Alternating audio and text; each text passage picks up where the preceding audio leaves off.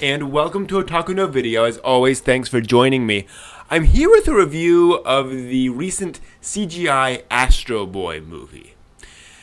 And I'm somewhat conflicted in this review. I don't want to talk too much about every single aspect of it. I want to get down to the critics' complaints. The main complaint I've heard about the Astro Boy movie is that it doesn't have enough action. And there is not a lot of action in this movie.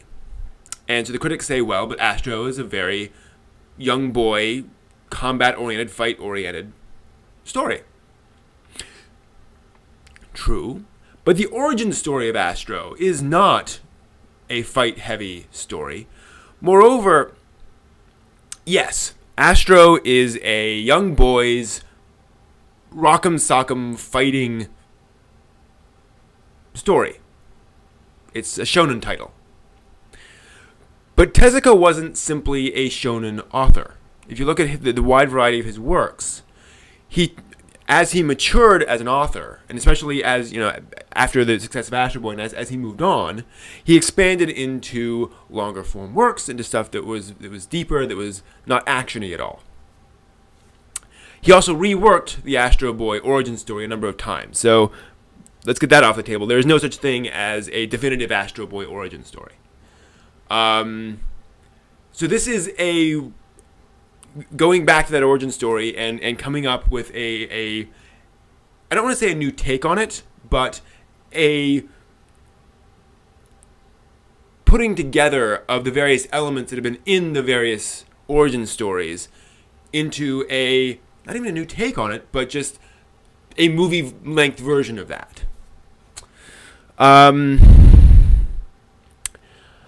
I thoroughly enjoyed the Astro Boy CGI film here.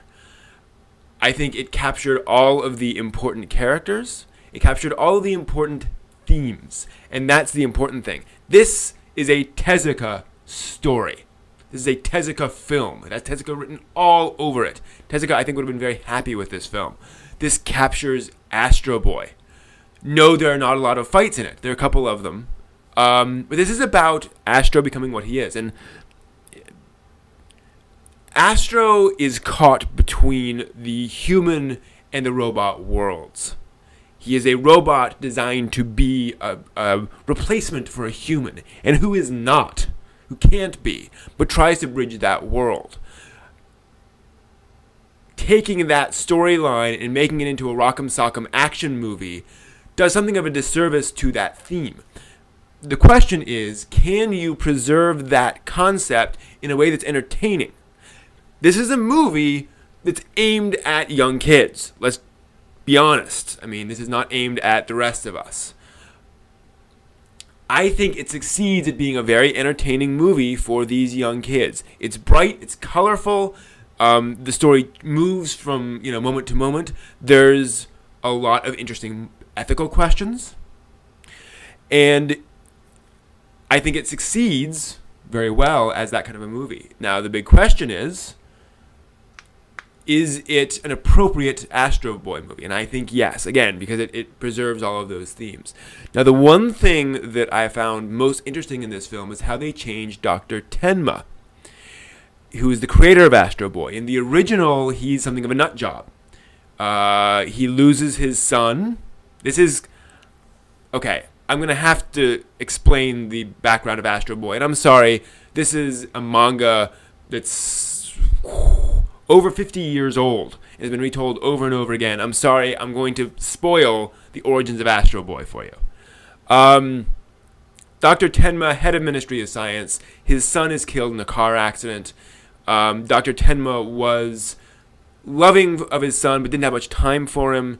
So he decided to build a very compact robot that would serve to showcase how amazing Japanese robotics is, but also be a replica of his son. And in the original story, as soon as he realizes that Astro is never going to age, is never going to have the same beliefs, never going to have the same sense of beauty that his son has, rejects him and sells him off to a circus, and then goes off and becomes nuts and becomes kind of a villain for a while, and then kind of redeems himself and so on. In this one, Tenma is very conflicted. He never goes evil. He is asked to do things. And he builds Astro out of a sense of loss, out of a sense of experimentation. And he rejects Astro in the sense of realizing this is not what I intended. But he is not a villain. And he's not completely crazy. He's just like, whoa, why are you rebuilding this? That's just wrong. But beyond that whole, building a robot replica of my son, it's a very sensitive character. And I think that's what I latched on to most, because it's the one major deviation from the original Astro Boy material, and the one that I think is works the best. Tenma goes from this convenient, oddball, genius, inventor, creator, who then exists to basically foist this problem on Astro Boy and then disappears. Goes from that into a sensitive character with tough moral choices. Someone who has done something that he realizes is, in a real sense, a mistake, but then what do you do with that mistake? How do you deal with that? Is it really a mistake? Is it just something new? So, lots of stuff there. They introduce a new character. There's this girl character that I frankly liked, and it served as a nice binding agent for elements of the film.